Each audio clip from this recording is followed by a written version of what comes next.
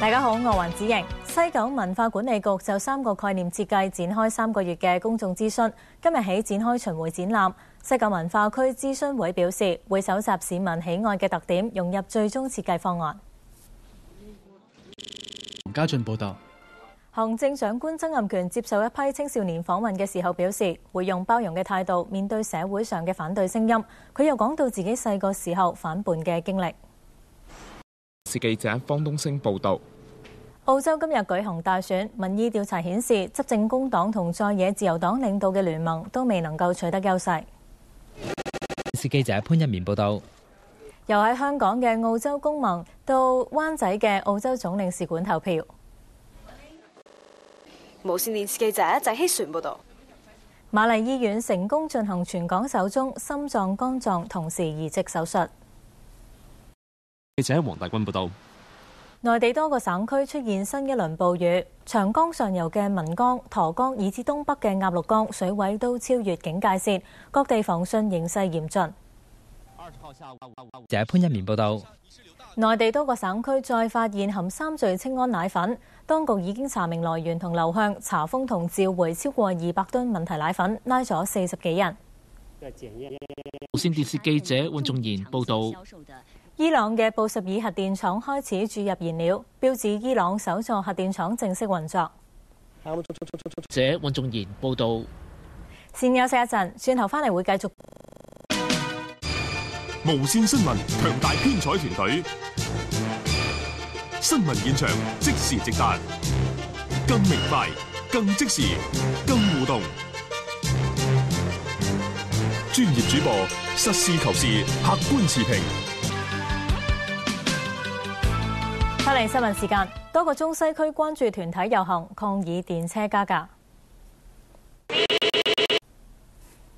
廣州亞運會仲有2個幾月就舉行，廣州當局實施一系列措施加強保安，包括民眾購買刀具嘅時候要登記姓名，違者會被罰款。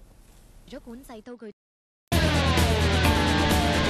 世界女排大獎賽香港站，美國3-0擊敗泰國，取得2連勝。白衫嘅美國琴日首場賽事，記者馮堅成報導。中國商人黃健華放棄收購英超球會利物浦。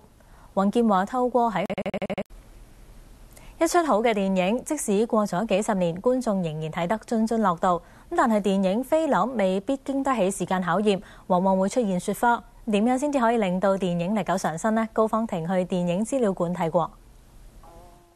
喺70年前拍嘅電影《孔夫子》，唔單止雪花多，仲經常跳片。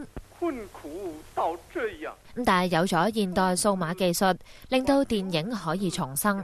將一啲跳動嘅影像啦，一啲唔穩定嘅光度啊、對比度啊、顏色嘅影像咧，將佢用電腦嘅方法調到佢統一啦。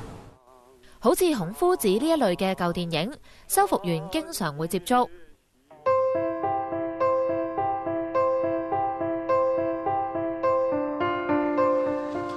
佢哋會先檢查菲林片有冇褪色同收縮，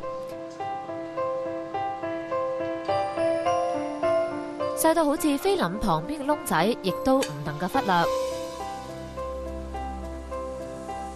修修補補，全靠修復員嘅一對巧手。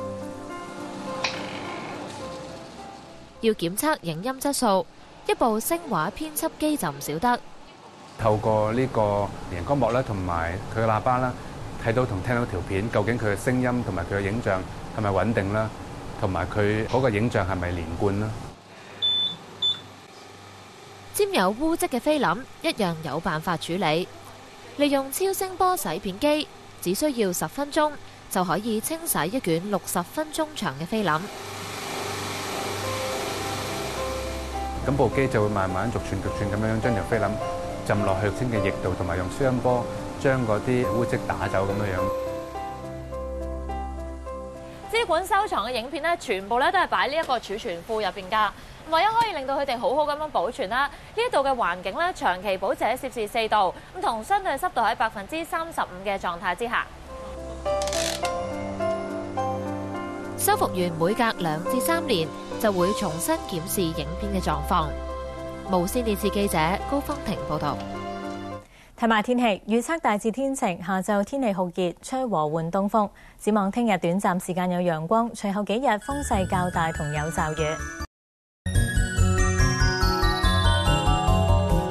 轉頭翻嚟有另一節新聞。